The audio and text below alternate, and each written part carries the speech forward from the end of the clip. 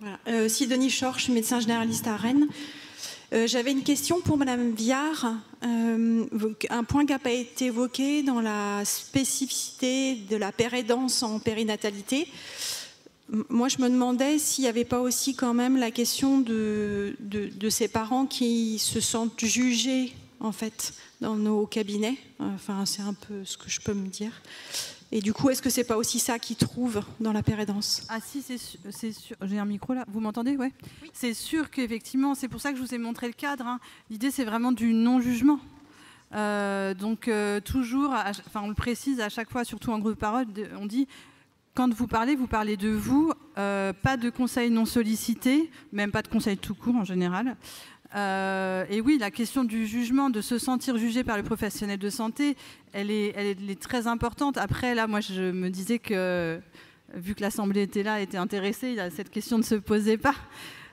Et puis, nous, vraiment, on travaille vraiment toujours dans l'idée de construire quelque chose avec le professionnel de santé. Donc, mais effectivement, mais c'est pas que les professionnels de santé, c'est tous les professionnels qui vont pouvoir accompagner les familles, hein, que ce soit le champ du social, de la petite enfance, de la santé. La question du regard posé sur les familles est cruciale.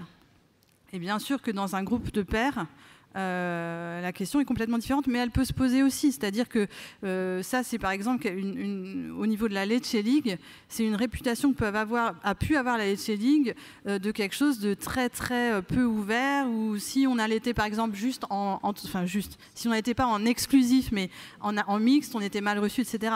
C'est pas du tout le cas. Mais la question du jugement, elle est partout parce que la fragilité du jeune parent. Voilà, il capte il va capter tout ce qui va pouvoir le mettre en insécurité en fait. Donc c'est vrai que des fois, de toute façon, nous, ce qu'on travaille en groupe, hein, on le sait très bien en analyse de pratique, on a toujours l'impression d'avoir foiré parce qu'on a toujours l'impression qu'on a laissé quelqu'un de côté. Mais ça, c'est le travail d'être avec un groupe. On a toujours l'impression qu'il y en a un qui n'a pas beaucoup parlé, qui s'est peut-être senti jugé. Ça, on ne peut pas savoir. Mais en tout cas, c'est vraiment une attention qu'il faut avoir en cabinet, ça c'est sûr. D'autres questions? Je disais donc que moi, c'est presque moins une question qu'un commentaire, parce que personnellement, je travaille dans un village. Donc le village, pour élever l'enfant, je l'ai, mais les structures, je ne les ai pas. Est-ce que vous avez l'air de jeu? Pas vraiment. Eh bien, laissez tomber. Est-ce que vous avez l'école? Ah oui. Ah, c'est déjà ça. Beaucoup. Mais l'air de jeu, c'est hyper important. L'air de jeu. Bon, oui. Bref, je vous ai interrompu, pardon. Donc déjà, il y a ça. Comment on fait quand on n'a pas des structures comme celles que vous proposez? Surtout que moi, je suis dans un village montagnard, bien étroit d'esprit, comme les vrais villages de montagne. Donc la petite maman marocaine, donc musulmane, toute seule, sans famille, avec un papa français qui part bosser toute la journée et qui se retrouve toute seule avec son bébé après césarienne et pré-éclampsie. Je sens pas très bien la suite, surtout que j'ai pas trouvé une seule sage-femme ou un seul professionnel qui puisse venir la soutenir à domicile. Et la PMI? Vous n'avez pas de PMI? On a une PMI qui ne se déplace pas extramuros. TISF? Non plus. On va essayer, hein. On va essayer de trouver, mais c'est compliqué. C'est loin d'Annecy ou c'est pas très loin d'Annecy? 50 km. Ouais, c'est trop loin. Il y a une association qui est chouette dans le coin d'Annecy, tout ça, mais c'est trop loin. Mais on sait, hein, parce qu'on a des patients, moi j'en ai 2 là que j'ai renvoyés aussi dans leur village de montagne il n'y a pas très longtemps et on est très inquiets par rapport à ça. Quand ils sont à la maternité, en néonat, effectivement il y a des structures, puis quand ils rentrent chez eux, ils n'ont pas d'accès et c'est un vrai souci. C'est pour ça que j'insistais beaucoup sur le fait que déjà observer le bébé ensemble est déjà un soutien qui fonctionne très bien. Aider finalement, tu l'as évoqué, moi je n'ai pas dit le terme, ça s'appelle la sensibilité maternelle, sensitivity, ça a été très bien décrit dans les travaux de Ruth Feldman. C'est vraiment soutenir cette capacité du parent à percevoir les signaux de son enfant et d'y répondre. Et déjà d'observer l'enfant ensemble, de montrer les capacités de l'enfant et les propres ressources parentales, essayer de les mobiliser. a déjà un effet thérapeutique fort. Et je crois que ça, c'est tout à fait faisable pour moi dans une consultation de médecin généraliste. L'idée, c'est pas d'y passer 2 heures, hein, mais juste déjà ça. Et vraiment, c'est un premier soin qui permet déjà de régler un certain nombre de choses. Tu as beaucoup insisté, Karine, sur l'aspect de ne pas juger. Même quand je vous ai parlé des écrans, l'idée, c'est pas de leur dire pas d'écran. La plupart du temps, ils le savent, hein, c'est marqué dans tous vos cabinets. Mais déjà de voir, oui, on a ce problème-là, mais on ne sait pas comment faire. Hein. Juste déjà écouter qu'est-ce qu'ils ont déjà essayé de mettre en place, qu'est-ce qu'ils ont déjà essayé et pourquoi ça bloque. Parce que leur dire juste, non, ne regardez pas vos écrans, couchez-vous plus tôt, etc. En fait, ils savent très bien qu'il faut faire ça, mais ils n'y arrivent pas. Donc vraiment, déjà écouter. Et tu parlais de l'allaitement, c'est un vrai souci aussi sur l'accompagnement de l'allaitement.